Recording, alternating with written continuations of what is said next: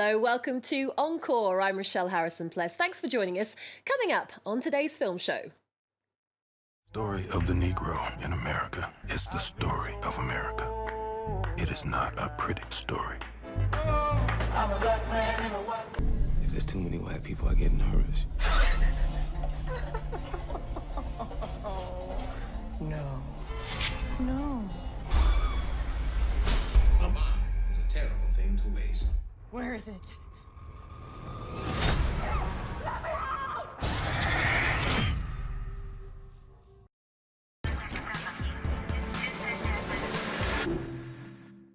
And here to talk about those films and lots more, I'm joined by France 24's film critic, Lisa Nesselson. Hi, Lisa. Good to see you. Now, we kick off with the hotly anticipated sci-fi thriller Alien Covenant, directed by heavyweight Ridley Scott, who was, of course, behind the original Alien and the previous Prometheus film.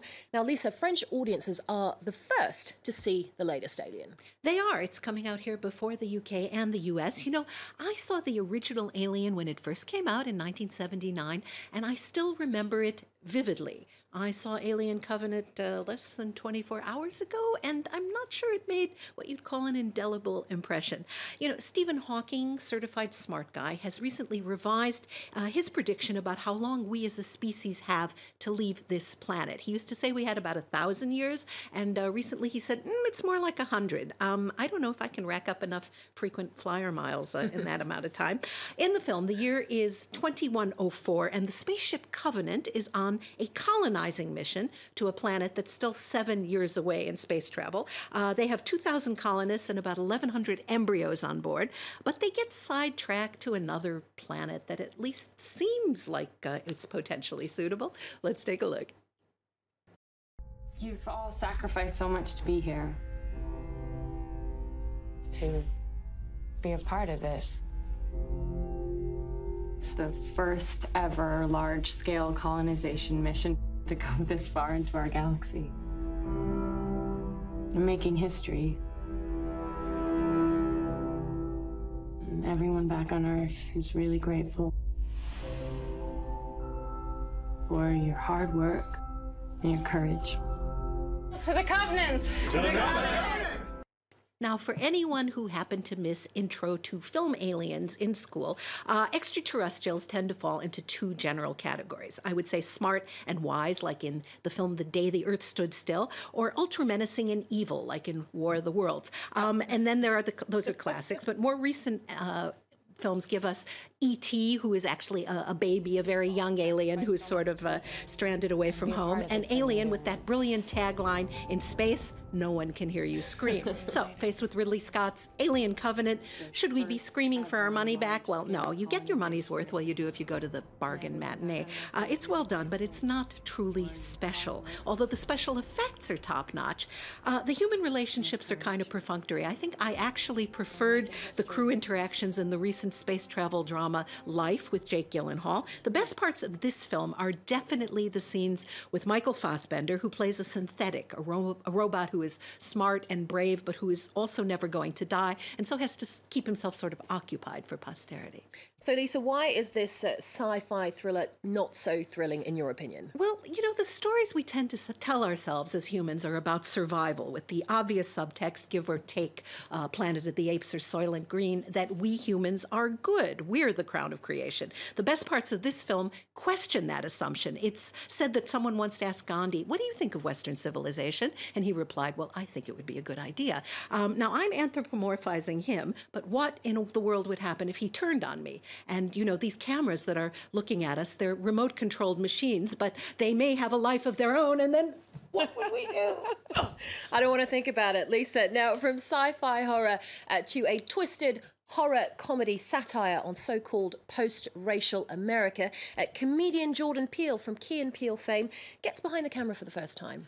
Yeah, this film proves that we do not need to leave, you know, our atmosphere to find scary life forms, because we have plenty of racists right here, for example.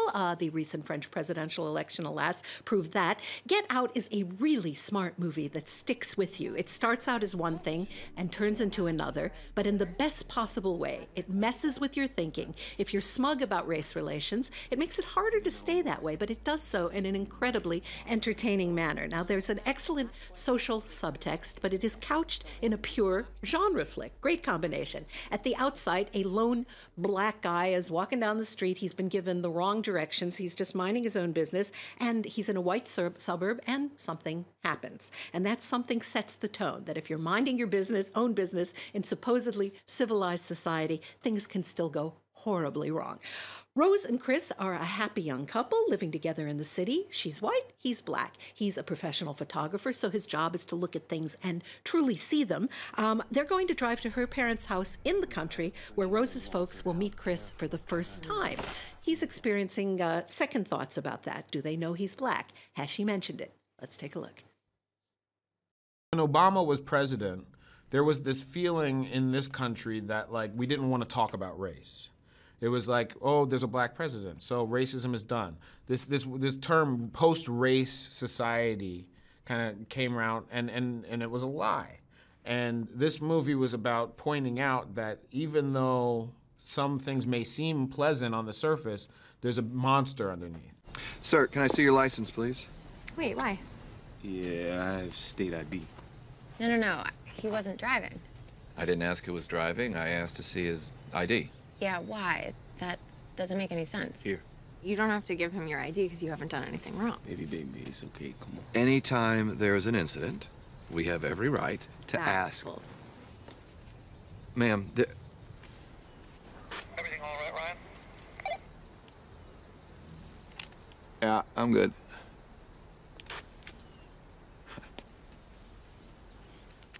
What I love about this film, which has been wildly successful, by the way, is that you can laugh and think at the same time, or jump out of your seat and then start thinking when, your heart rate goes back to normal. This is a movie where the black guy is the first character to get it, but that's just the beginning of the story, not the end. This is very well done social satire. Definitely make a point of seeing it. Okay, well, I'm a huge fan of Jordan Peele, so I can't wait to see it indeed, Lisa.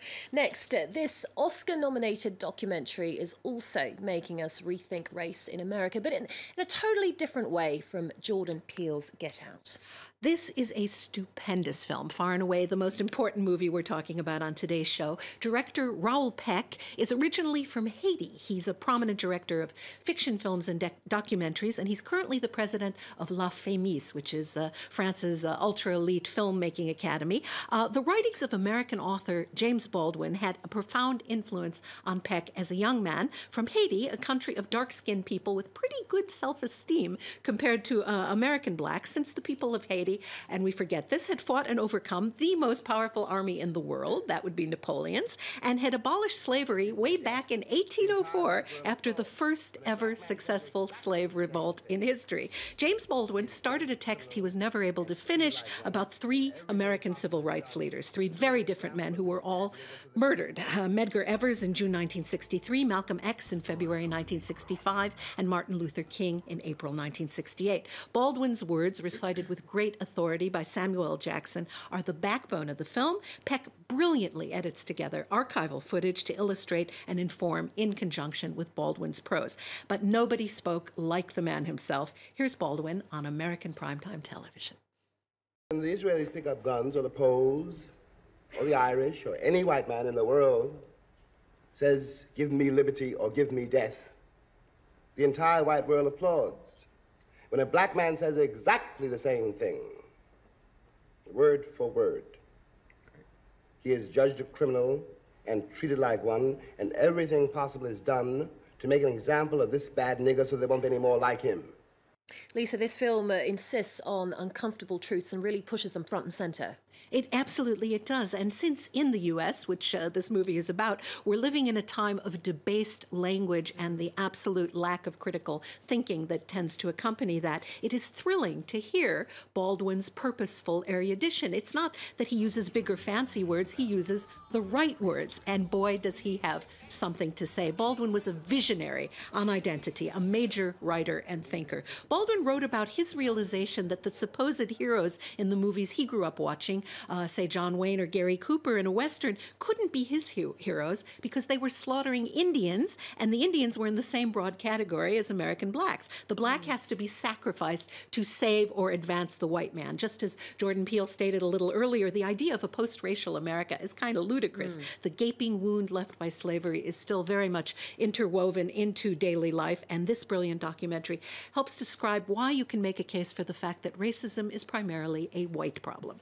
Okay, well, I Am Not Your Negro is certainly on my list of must-see films. Now, finally, The Idol is a classic underdog rags-to-riches tale about a Palestinian singer's hungry ambition to be a pop star. It is, and that sounds unlikely, but The Idol is a lovely, inspiring film. It really shouldn't work because it's one of those based on a true stories that you'd be sitting there going, oh, yeah, right, that's just too good to be true. But Hani Abu Assad, the same Palestinian director who did the blood-chilling Paradise Now about suicide bombers intent on carrying out an attack in Tel Aviv, here instills heart and depth into this absolutely improbable tale. It's wonderfully cast. It looks at the childhood and young adulthood of Mohamed Assaf, a gifted young singer in Gaza. In fact, the film's French title is Le Chanteur de Gaza, the singer from Gaza. As a boy, he has a band with his sister and two friends. They experience hardship and tragedy and unfair treatment because the Gaza Strip, to put it mildly, is a challenging place to grow up. As they get older, one of the members turns to hardcore Islam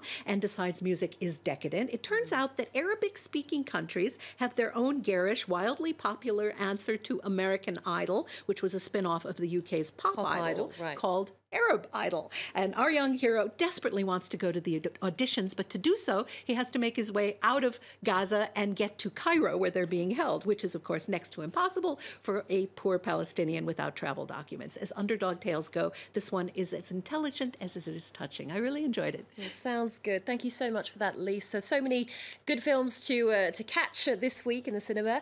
Now, we'll leave you with a clip of The Idol. For more arts and culture news, do head to our website and connect with us on social media. Stay with us. Lots more coming up after this. بدنا أدوات موسيقية. المصاري اللي معكم بيجيبوش وتر بسوق البالي. تفتح لمين بدك تعمل فرقة موسيقية وتغزل في هذا الوقت طبعا إنك مجنونة. أنت بتقدر تعمل أكتر من هيك. خليش حد يخليك تحس إنه أحلامك مش مهمة. ماشي؟ الفرصة قدامك دلوقتي علشان تكون النجم الجديد في برنامج أرب آيدول.